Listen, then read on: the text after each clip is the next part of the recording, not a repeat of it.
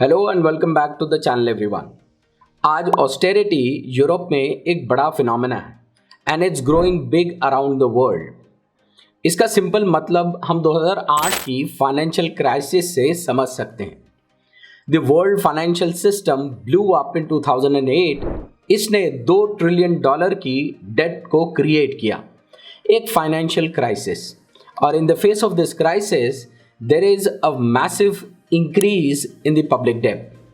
अब जब public debt increase हो जाएगी तो इस इंक्रीज को पे बैक कैसे करें? तो इकोनॉमिक्स ने जो तरीका मॉडर्नली सुझाया है, जो कि नया नहीं है, दैट इज ऑस्टेरिटी। अब ये होता कैसे? ये होता इस तरह से कि गवर्नमेंट जो सर्विसेज प्रोवाइड कर रही है उसको कम से कम कर दो और टैक्स को इंक्रीज कर दो ताकि मनी सेव हो और डेट भी क्लियर हो। यही नारा लगा था 2010 में in Britain during the general elections. 2008 की क्राइसिस के बाद ये एक बहुत बड़ा इशू था। Merriam Webster's dictionary name the word austerity as its word of the year for 2010 because of the number of web searches this word generated that year. Economist ने इस मुसीबत को दूर करने के लिए ऑस्टेरिटी का आइडिया ढूंढ निकाला और कहा कि ये करो वरना ग्रीस की तरह कंगाल हो जाओगे। लेकिन सवाल ये पैदा होता है कि should the countries be run like households? Crisis आई तो सेविंग्स एंड कटिंग शुरू कर दो, जैसे आमतौर पर हम अपने घरों में करते हैं। But running a nation is more complex and more big as compare to a household. A growing economy is in a better position to pay off its debts if supported and funded. ये economics का बहुत proven rule है। But austerity is not good for growth. Depressed economy needs more spending to jump start it. और यही कहा था 2012 में IMF ने कहा कि austerity has been a mistake. In the overseas development institute या ओडीआई ब्रीफिंग पेपर, जिसका टाइटल था the IMF and the third world, ODI addressed 5 major complaints against IMF's austerity conditions, जिसके अंदर उसने कहा कि austerity is anti development, self defeating and tending to have an adverse impact on the poorest segments of the population. लेकिन austerity सिर्फ कोई fiscal policy नहीं, austerity is also an ideology and as an ideology austerity is grounded in liberal economics. और इन्हीं classical liberal ideas की basis पर austerity emerged as a doctrine of neoliberalism in the 20th century. Economist David कोड्स की माने तो 2008 की financial crisis के बाद ऑस्टेरिटी की implementation was an attempt to preserve the new liberal capitalistic model.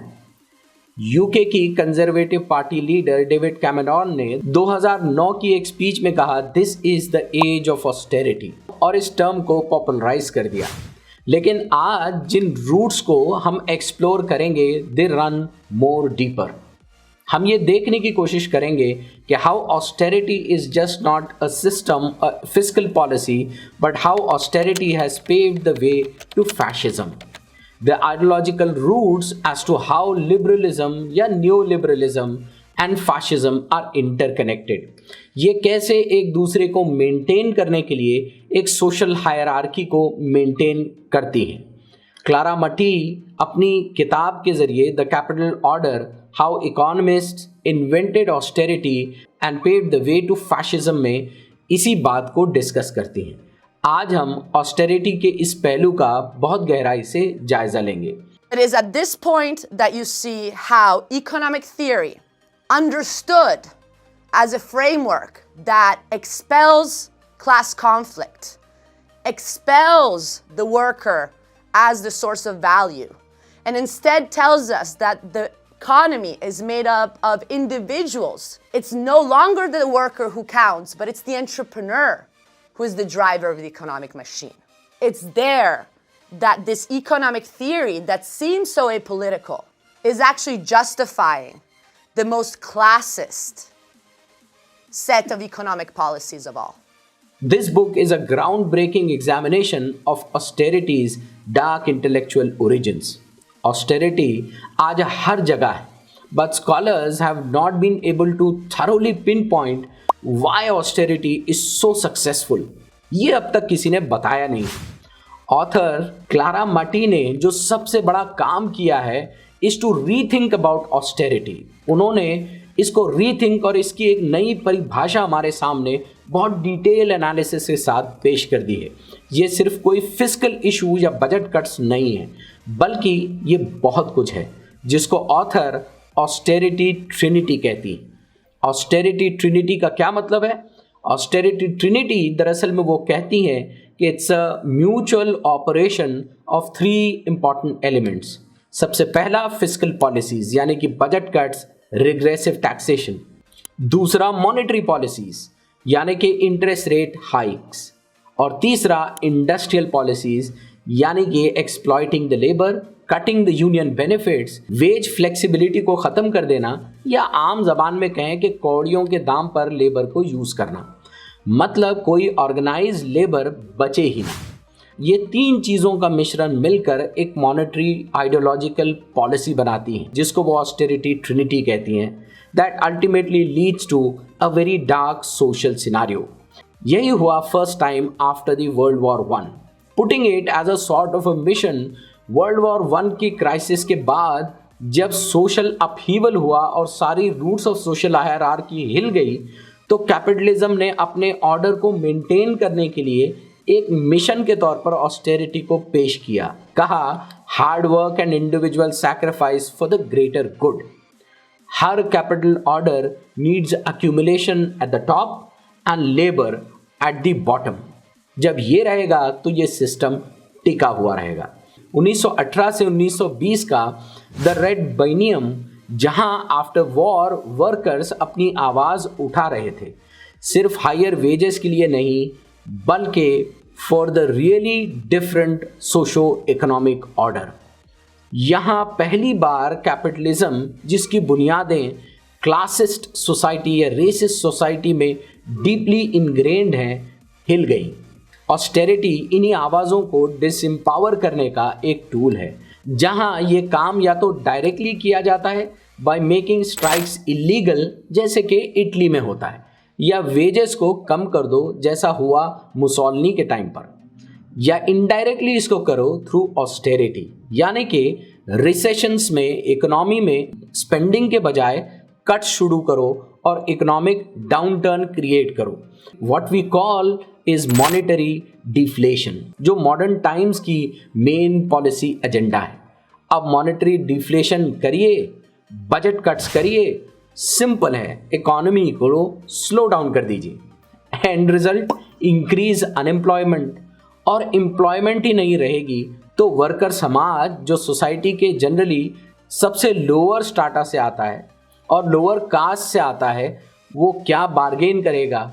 उसको तो रोटी मिल जाए वही काफ़ी है। इसीलिए वो शोषण को भी बर्दाश्त कर लेगा। इसी बात को इकोनॉमिस्ट केनेथ रोगॉफ और कार्मेन रेनहार्ट ने भी लिखा इन अप्रैल 2013। They wrote, austerity seldom works without structural reforms. Structural reforms के बगैर ऑस्टेरिटी वर्क ही नहीं कर सकती है। फॉर एग्जाम्पल उन्होंने कहा, changes in taxes, regulations and labour market policies. And if poorly design, आप इन स्ट्रक्चरल चेंजेस को बहुत कैजुअली डिज़ाइन करेंगे, पुअरली डिज़ाइन करेंगे, it can disproportionately hit the poor and the middle class. Austerity में जो कट्स लगते हैं, it hits the lower society the most. Cuts to pensions, to public services, to education spending. नाकाम economic policies की सबसे बड़ी सज़ा आम जनता को मिलती है। रूल सिंपल है, बिग बिजनेसेस या कैपिटलिज्म का हॉर्स या एंटरप्रेन्योर जिसको हम कहते हैं, are the driving force of capitalism and get the maximum share when profit is going on, then loss या रिसेशन में सबसे बड़ा शेयर भी इन्हीं को लेना चाहिए, ना कि पब्लिक स्पेंडिंग को कट करके।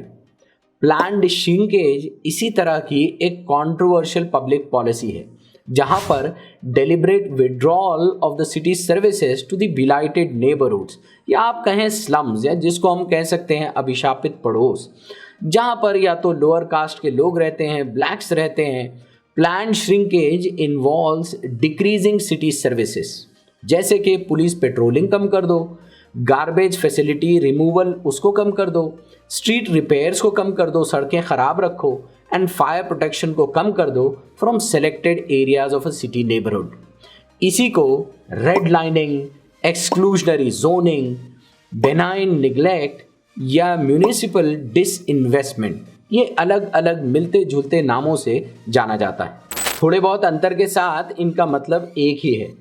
ऐसी कम्युनिटीज़ को कम से कम रिसोर्स एलोकेट करो जो पुअरेस्ट हो या पॉलिटिकली लेस पावरफुल या पिछड़े या ब्लैक्स। इन स्कीम्स या टर्मिनोलॉजीज में से कुछ की पैदावार वर्ल्ड वॉर 1 के बाद के इकोनॉमिक क्राइसिस की है, तो कुछ अमेरिकन सिविल राइट मूवमेंट से जुड़ी हुई है। Encourage the exodus of the undesirable population, यानी स्लम्स से लोगों को हटाओ, वर्कर को हटाओ, गरीब को हटाओ, पिछड़े को हटाओ, ताकि डेवलपमेंट के नाम पर बिलाइटेड नेबरहुड्स को प्राइवेट इंटरेस्ट और प्राइवेट कंपनीज को बाद में दे दिया जाए।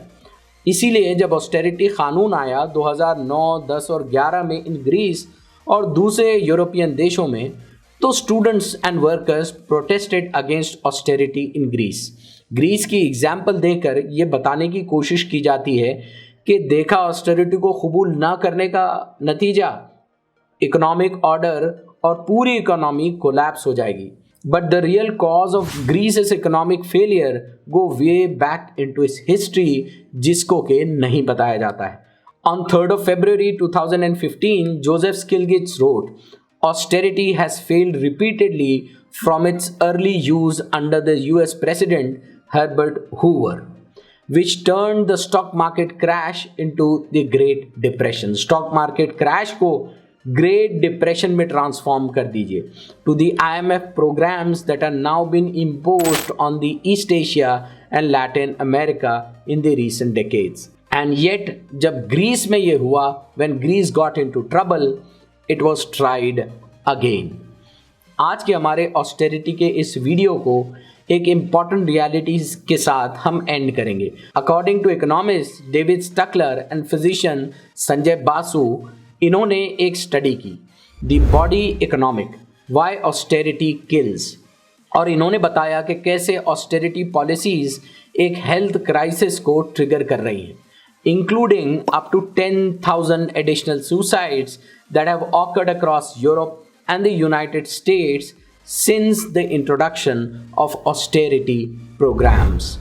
हमको ऑस्टेरिटी को बहुत सीरियसली लेना चाहिए और बहुत deep rooted economic, social and political analysis of the austerity policies हमको आज करने की ज़रूरत है। ऑस्टेरिटी फ्यूचर में हमारी इकोनॉमी को किस तरफ लेकर जा रही है, सोशो पॉलिटिकल स्पेस को किस तरफ लेकर जा रही है, ये एक बहुत बड़ा क्वेश्चन है। होप कि आपको आज का हमारा ये एनालिसिस पसंद आया हो, होप कि आपको ये एजुकेटिव एंड इन्फॉर्मेटिव लगा हो। If so, do share it with your family and friends. Do subscribe to our channel and press the notification bell icon so that you are notified whenever we come up with a new video. Hope to see you soon in the next video. Till then, thank you very much.